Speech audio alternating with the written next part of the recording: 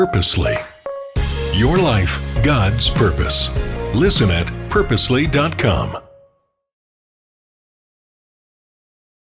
My mom would take a lot of time at the holidays doing something that at the time I thought was a little weird.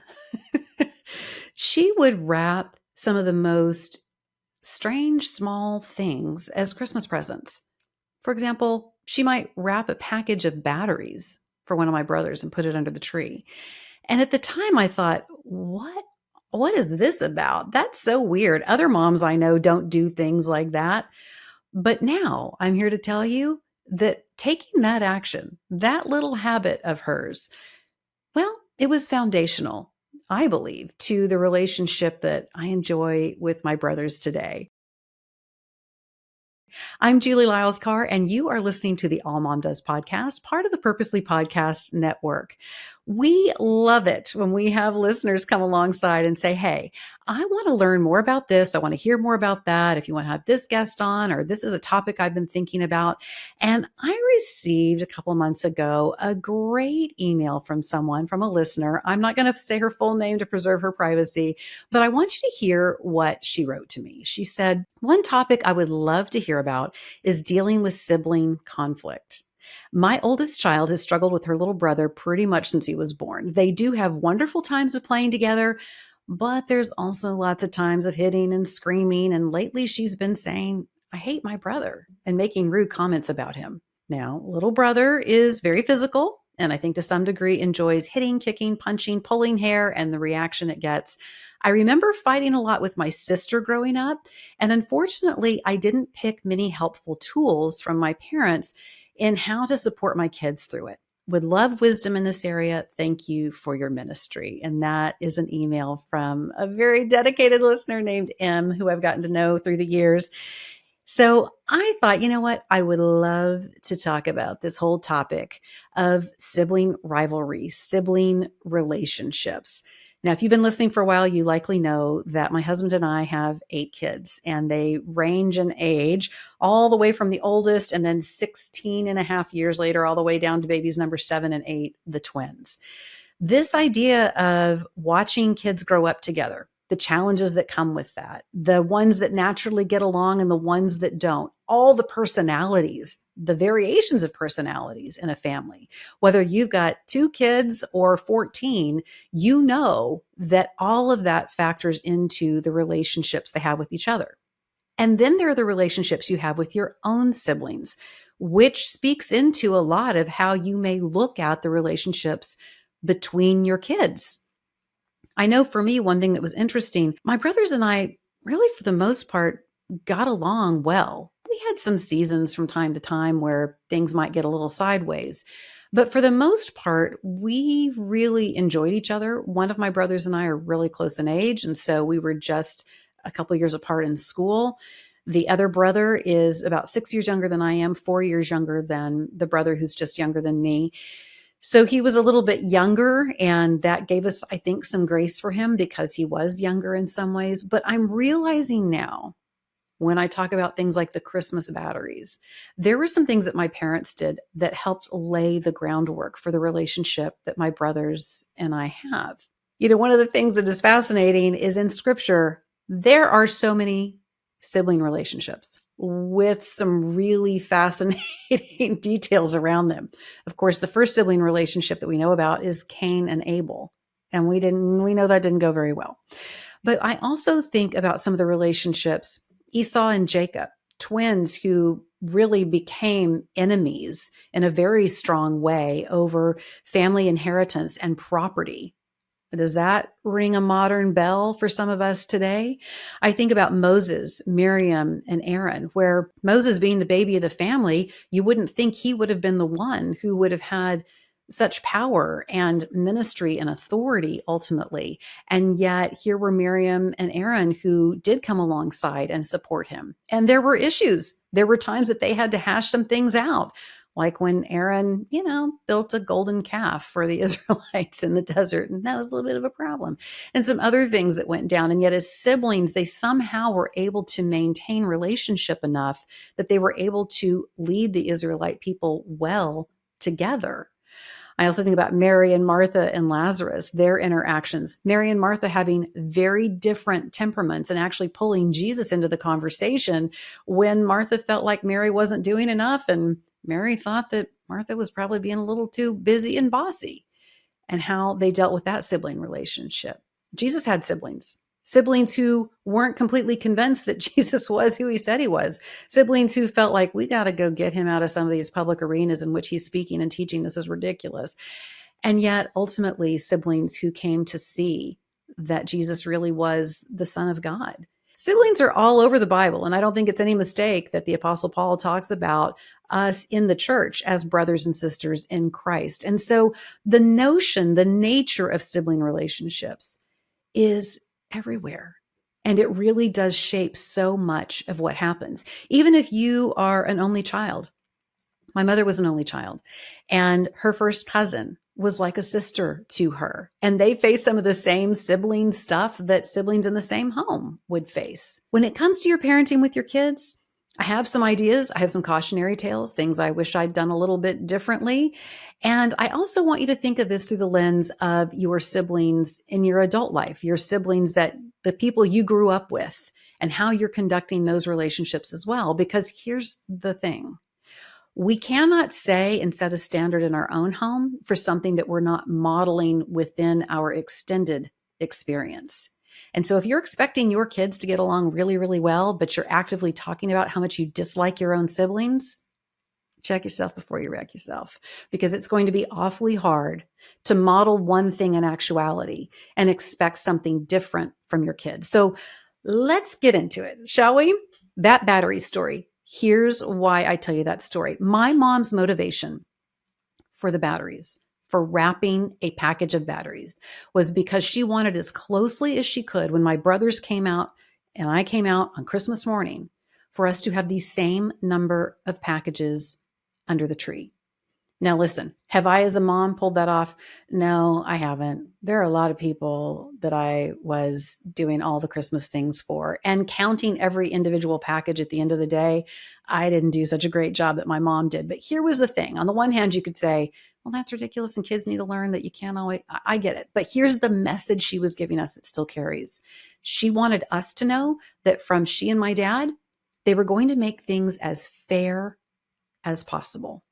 Think about it. How often do you hear from one of your kids if they get upset with one of their siblings and they'll say, that's not fair? Now, listen, I know we can all easily respond and say, well, life isn't fair, and get used to it, and on and on. However, there's something really important, I think, when it comes to our kids being young and them paying attention to who's getting what and what's happening and who gets this privilege and on and on and on. There's really something important about parents acknowledging that, yeah, there are times that sibling relationships may not feel fair, that outcomes may not feel fair, but that you as parents, not based on who's the easiest going and who is this and who is achieving the most and on and on and on, that you as parents are going to try to make things as fair as possible. Now, my mom being an only child, she didn't have to deal with what would be fair and who got what under the Christmas tree and all of that. So I really admire that she was determined for my brothers and I to get the message that they were going to try to be as fair as they could be. My dad had an older brother, and one of the things that I think is really beautiful is that his parents modeled fairness. They didn't have much to their name at all, but they did have some farmland. And they were very clear with their boys. They farmed that land together, and when the crops went well, they lived there. And when the crops didn't go well, they would go down to the coast and work in the shipyard. One thing they really modeled for their kids is there were pieces of that land that were a little better because they were positioned by a pond and they had road access, and there were pieces of that land that were further back and harder to access. They modeled for their boys, we're going to make this split of this land, this inheritance that we have for you, small as it may be, we're going to make it as fair as possible.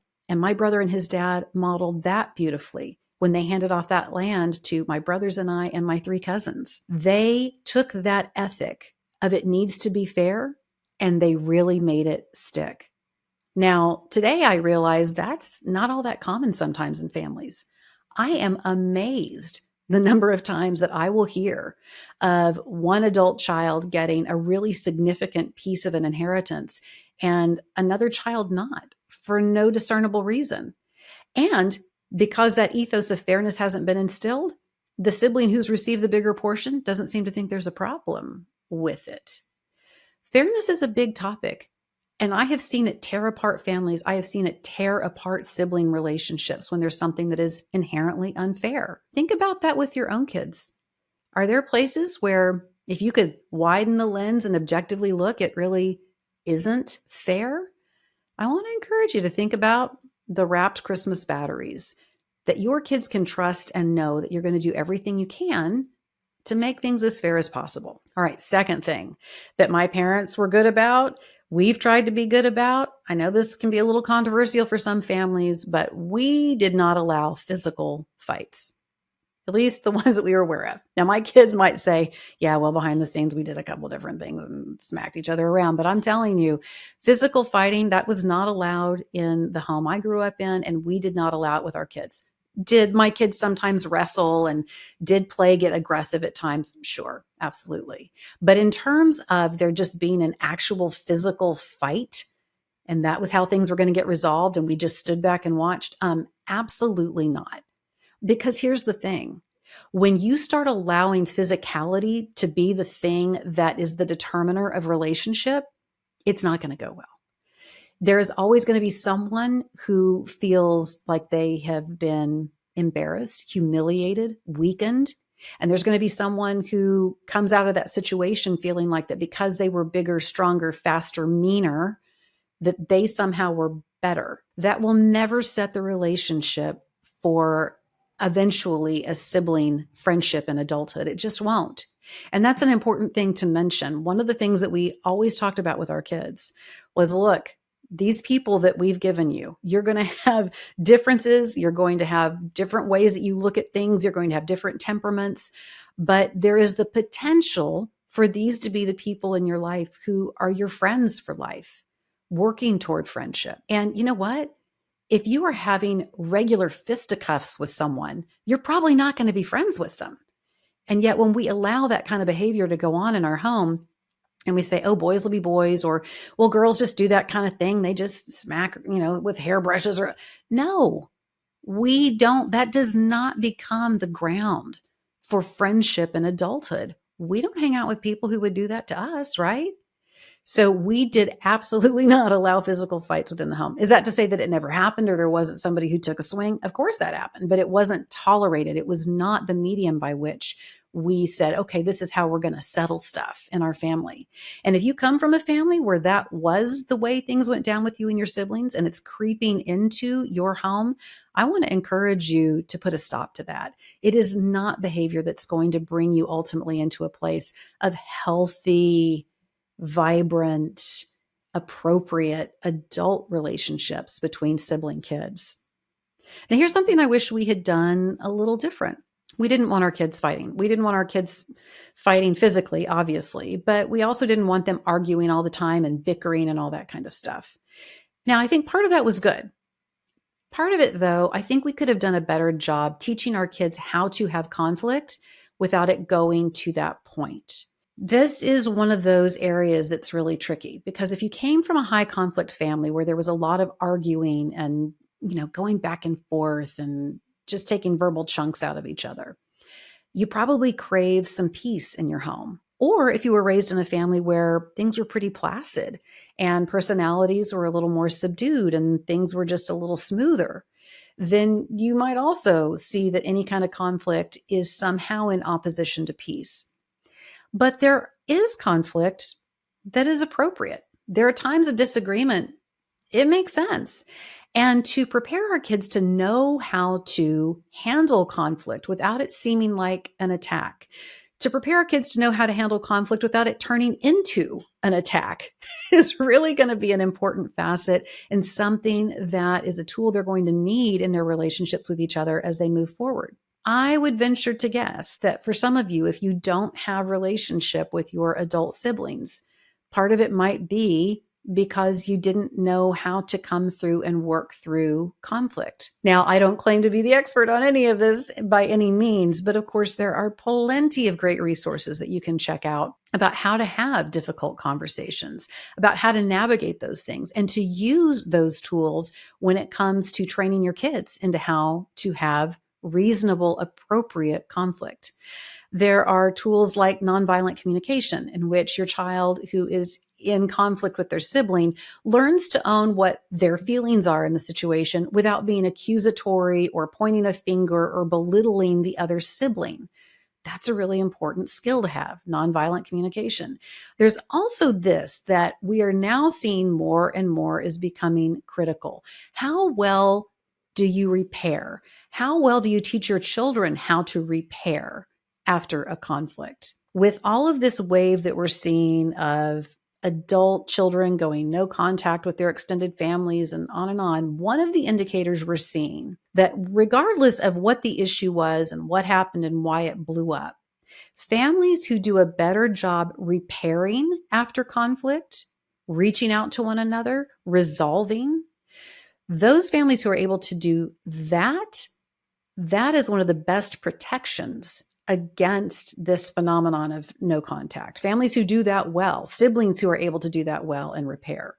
Those who are able to say, look, we're going to have arguments from time to time. We're going to have different ways of looking at things, but at our core, we love each other and we are family. And I'm going to do what it takes. I'm going to apologize if I need to. We're going to cooperate. We're both going to make concessions. That level of repair is something that our kids need to see modeled with us in our marriages, in our friendships, in our relationships with our siblings. And they need coaching to show them how to do it.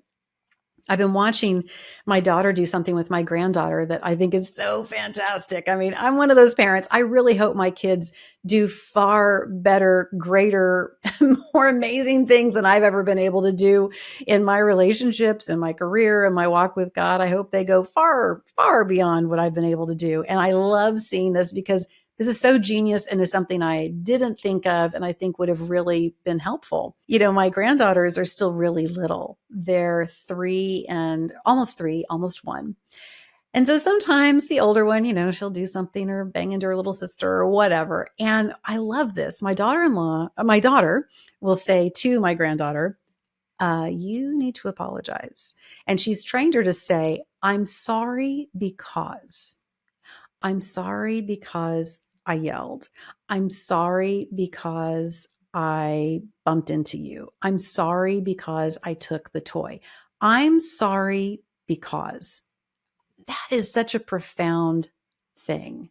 I was always about the business of saying, you two you guys will be out of timeout when you tell each other you're sorry. And we would get the proverbial, sorry. And I counted that as repair. That's, okay, it's a step. But there's something so powerful about acknowledging what you're sorry for. And let's be really clear. I'm sorry you feel that way. I'm sorry you feel that way is not an apology. So that place of modeling and helping our kids say, I'm sorry because gives them a tool for making repair. And when you practice it enough, it becomes something that becomes an element of your children's relationship as siblings that carries them forward. All right. Here's another one. This has to do more as we are heading toward adulthood with our children, as our children are getting older. But I'm telling you, I have seen this as something that can blow up sibling relationships in adulthood in a way that is so unnecessary. Make your wishes about the property you own, what's in your bank account, who gets grandma's engagement ring, whatever. Make it clear, verbally tell your kids, and put it in writing. My husband's a financial advisor. We have now walked through losing both sets of parents, having to do the whole rigmarole of going through all the estate and closing everything down and clearing the houses, all of it. And when we talk about those experiences and we hear about experiences from other friends of ours who are going through similar seasons, one of the things that trips people up so much is moms and dads not being exacting and clear and in writing as to what is supposed to happen, what their wishes are next. I cannot even begin to recount to you the number of times where one sibling says, well, daddy told me that I was going to get da da da. And the other one says, well, I never heard that. And it's nowhere in this documentation. And then you're off to the races. How sad it would be for you to invest in your kids, invest in their relationships, do everything you can in their childhoods to give them a beautiful friendship, a basis for a beautiful friendship. And then because you wanted to avoid thinking about what was going to happen after you were gone, or it felt kind of, you were struggling with what to do with a particular asset or whatever, that you didn't make it clear. And that led to an abruption in the relationship to your kids after you were gone. Wow, that's not a legacy you want to leave behind. Be clear, put it in writing. You think that you are in the final round of getting all this parenting done. You've got kids who are in high school, you're starting to think about college, and you're thinking, this is it. I'm Julie Lyles Carr. I'm a podcaster and I'm a mom of 8. And here's what I want you to know about George Fox University. It's a different way of doing college. Why? Because yes, it's all about getting a fantastic degree to set your kid up for their future. They have 60 undergrad programs available at George Fox University. But that's not where the story ends. It's also about equipping them spiritually. If you get out of college with a degree, but you don't have a closer relationship with God, that obviously is going to deeply impact what your young adult life looks like. So for your kiddos, I want you to consider, what would it mean for your child to be able to go to George Fox University, where 93% of George Fox students say they now have a closer relationship with Jesus? George Fox University is located in the Pacific Northwest in Oregon. They have 23 Division III athletic programs, and 100% of students at George Fox University receive financial aid. George Fox University is dedicated to their promise. They want every student to be known for who God created them to be. So listen, parents, yeah, you are getting into some of those final laps, but you definitely want to make these last laps count in a big way when it comes to the legacy of your parenting.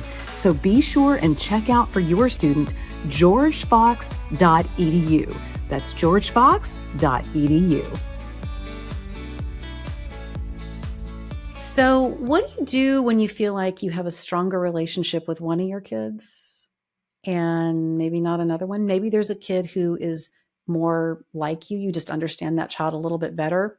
Maybe there's a kid who's so much like you that it calls you out too much, and that makes it tough. So you actually kind of prefer their sibling because their sibling's a little bit easier to get along with and doesn't always reflect the mirror back on you as to the stuff you're dealing with in yourself. You know, this is a very biblical problem. It really is. Tale as old as time, because Rebecca preferred of her 2 twin sons, she preferred Jacob. She just did. He liked staying home with her and puttering around the kitchen with her and remembering and doing all the recipes from days gone by, all this kind of stuff. And she preferred him. Now, what did she do with that? Is it wrong to find yourself a little more connected to one of your kids than another? I don't think so. I just think that's sometimes human nature, or just the nature by which we understand people. Let me tell you what is problematic. She inserted herself to try to get the better share for the kids she preferred. Now, I know that seems wild, and you might think, well, I mean, parents today wouldn't do that, right? I've witnessed it. I've absolutely witnessed it.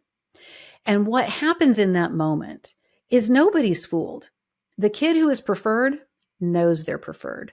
The kid who is still striving for a relationship with that parent, they know they're being cut out. Esau and Jacob, yes, it has to do with Jacob's duplicity. It has to do with Esau being rash and giving away his inheritance in a moment of hunger because he was hangry. Sure, all of that exists. But don't miss that behind the scenes was a mom who was not saying, you two need to get along. You are both my sons. I love you both. Yes, Jacob and I have shared interests, but Esau, you are just as much mine as he is. No, we had a mom behind the scenes who was into all kinds of machinations to try to make it so that the kid that she got along best with got the best portion. And believe me, that was a huge factor in what we see as the blow up of their relationship. And it was an unfortunate one. Now, thankfully, Esau and Jacob were ultimately able to repair that relationship. But already they had temperament differences. Having a parent insert themselves in the middle of it, major problem. Your kids need to know that even if you share interests and affinity with one kid, that other kid is just as important to you. Without that assurance, yeah, you're setting them up for a huge relationship failure. This next one, really important, particularly when you have kids who have very different personalities. I'm thinking again of the email from my friend M saying, these two kids, they've just kind of had it out for each other from the very beginning. Listen, there's going to come a point that you can't be the hub of the relationship. As much as you want your kids to love each other, as much as you may pray they have deep friendships, always, you can't be the hub. I've seen moms act as the mediator. They have two kids who are different, have different interests, different temperaments, and yet they keep trying to create friendship between those two kids. Or they're always in the position of referee. Now, hear me well on this. There is a responsibility in your parenting that if you have one kid waylaying into another kid, you're going to have to intervene. If you have one kid who is a fast wit and fast with their tongue and they are just shredding verbally, a sibling who is a little more laid back, who doesn't operate in quite the same way at a verbal level, yeah, you're going to have to step in because you are trying to lay a foundation of fairness for both sides. And so in that way, you are going to have to step in. Should it be about defending the other kid? Maybe a little, but really it's about saying in this family, we do not fill in the blank. We do not hit each other. In this family, we do not belittle each other. In this family, we do not call each other these names. That way, no matter who the player is, who is the offender, and who is the one who is on the receiving end of that, that becomes less material to the ethos that you're setting. That ethos is very important. And so, yeah, sometimes you do have to step in, obviously when they're smaller, obviously for their own protection. But I'm talking about the phenomenon where the only relationship your kids have is through you, that you are the one who is trying to connect the dots. Well, you need to call your brother. Well, you need to tell your sister such and such. Well, you haven't been to see your brother in such amount of time. You need to go do da, da, da, da, da.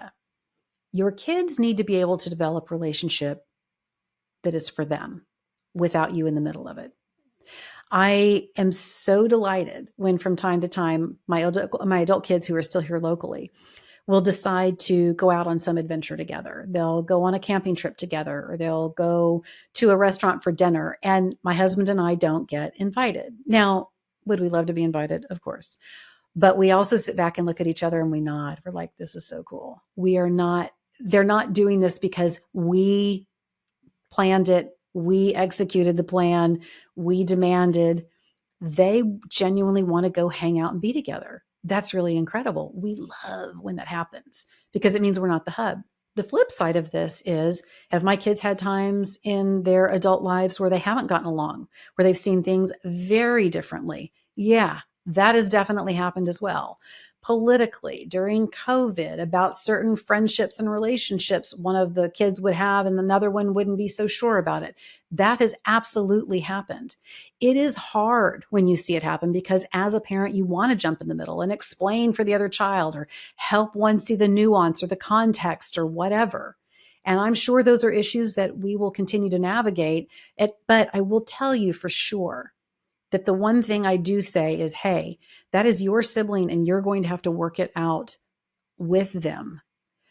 It's tough in families, and I haven't always been great at this, but what we don't want to do is end up in a position of triangulation, where this sibling is coming to you as the mom and saying, so-and-so did such and such. And then you go to so-and-so and you say, well, your sister told me that da-da-da-da-da. And now we've got this triangle happening where you are the person trying to mitigate what has happened, where you're playing a game of telephone. And I'm telling you, it's a recipe for disaster, for being misunderstood, for being misquoted, for being accused of being more on one person's side than the other.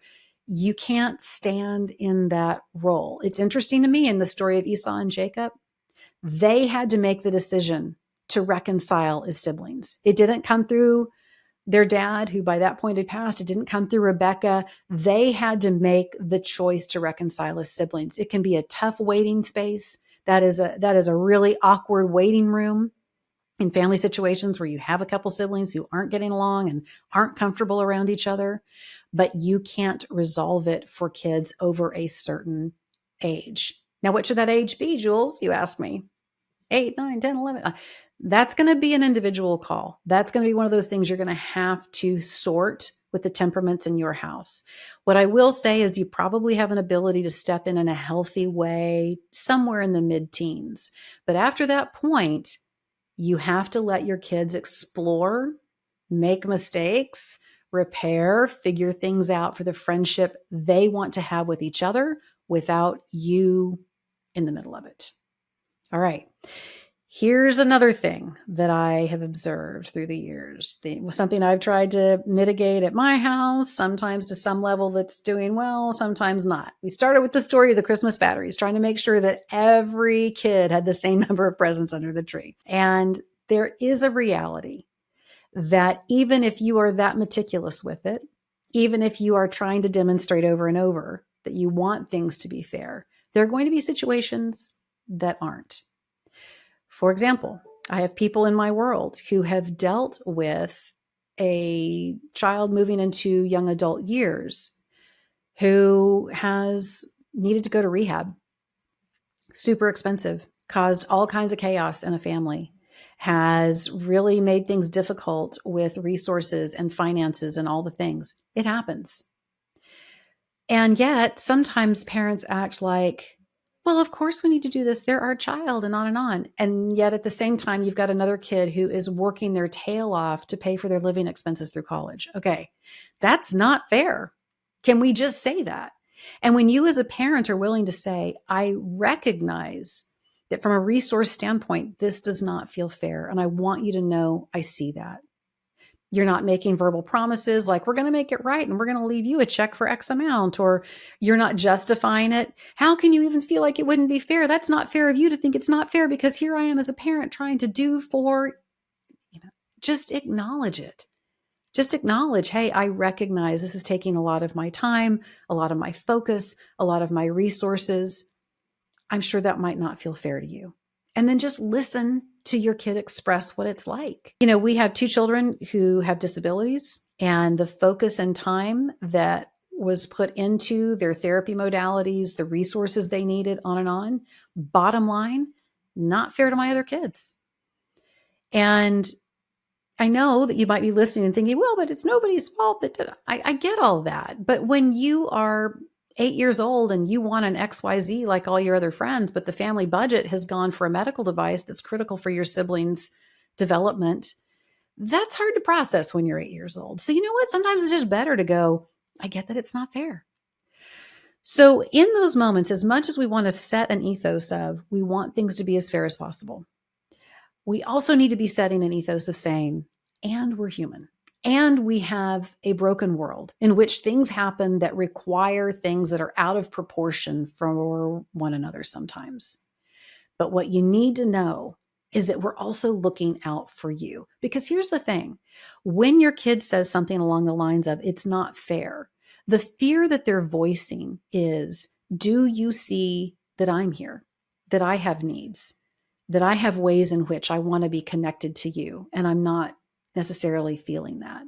Acknowledging that things in certain seasons are not fair is a place of vulnerability, and it's a place of truthfulness that I really believe your kids will appreciate and will help reduce the level of resentment that can grow from some of these situations. When you get ahead of it, when you acknowledge it early, that is really helpful so that resentment can't take hold. Now, in all of this, I want to be cautious to say there are situations in which You may have had a sibling, or you may be raising a child within the sibling group of children you have who really is a kid who's making things super tough for whatever reason. Sometimes you will just have a kid show up who really is more of a physical bully, who really is more difficult, who really does seem to thrive on picking on another sibling and those kinds of things. Sometimes in adulthood, you have a sibling who has drained your mom and dad dry through all kinds of different mishaps and misadventures. They are rude to you. They are mercurial. They are unforgiving, whatever the thing is. Sometimes, unfortunately, in those types of sibling relationships, the best you can do is to continue to love them, but to let go of the idea that you will ever necessarily be friends. And if you are still about the active business of raising kids and you see one who's exceptionally oppositional, I want to strongly recommend that you get your whole family with a family therapist so that your other children can see that you recognize this is a problem. You want to get tools. You want to create as best loving environment as you can and not let that kid either A, off the hook, or shun that kid to the point that they don't feel included, that they feel like they're always on the outskirts. So often, so many of these things really are just about getting better tools. And we are trying to navigate some complex issues from a place of, hey, this is all of our first time parenting too, right? We need those people in our lives who can speak in great tools, new language, ways of handling conflict, ways of trying to make things more fair, helping us see something through someone else's perspective. When you model that for your kids, hey, we're not just out here on this island alone with no one to be able to help us. There are people who are fantastic at this and can help guide us in ways in which we can better interact. That's a powerful thing to show, to model, to give your kids. Because as my listener who wrote in said, I was raised in a family in which my sister and I had a lot of conflict, and we didn't really see modeled how to handle that. Then go get tools. Be intentional about it. Own it. I love that she's so honest about, hey, I'm kind of lost here because I wasn't raised in an environment that handed me off a toolkit of things to do. But you will have to be proactive. You will have to go seek it. And of course, I love resources like books and podcasts and all those things, but I'm also here to tell you there's something very exceptional about getting in front of another human being for whom this is their area of expertise and letting them coach you and your kids toward better relationship. That can be a really profound thing that you give your kids. Now, as we wrap up this idea around sibling relationships, sibling rivalry, all the things, I know we haven't been able to touch on everything, but I do want to make sure that I say this. One thing that we talked about a lot in our home was that, Lord willing, these are the relationships, these are the interactions that will carry forward in our kids' adult lives for a long time. And I do know that with my siblings, through various seasons of life, various circumstances, the ways we've seen each other through things, saying goodbye to my parents and what that took in terms of relationship. You know, even if you don't want to mess with your siblings anymore, even if you have a kid who's saying, man, as soon as I'm out of this house, I am not talking to those people again. Life has a way of bringing those relationships back around to where you do have to deal with each other. And you're going to have some decisions to make at that point. To me, if we can make the investment now while our kids are young and still in our home and let them see the importance of having these siblings who are also their dear friends, that is an investment that pays forward in the future. That's an investment that pays forward in the future in difficult situations where difficult decisions are having to be made. My brothers and I were recently talking about that we're really grateful. The more stories we hear of people in seasons of life saying goodbye to parents, splitting apart assets, all of the things, we're so grateful for the wrapped batteries under the Christmas tree because we are all so protective of that legacy for each other. We do our best to try to make things as fair as possible. And it's because we had parents who set that as an example, who showed us that fairness was an important component of building our relationships forward, and it has served us well. So I hope that's some encouragement for you. I know that's probably not the answer to every single situation you might have, every single conflict that has arisen, your particular situation. But there are things we can do to be intentional. Just because you're born into the same household does not mean that you are automatically gifted strong relationship and love for one another. It still has to be cultivated and protected, valiantly protected. And guess what? As the mama, as the dad, that is part of the charge to you to help build the environment in which your kids have the best shot of having a beautiful blood friendship moving forward into their lives through the different seasons, through the challenges, all the way home until we get to God. So I hope this has been of help.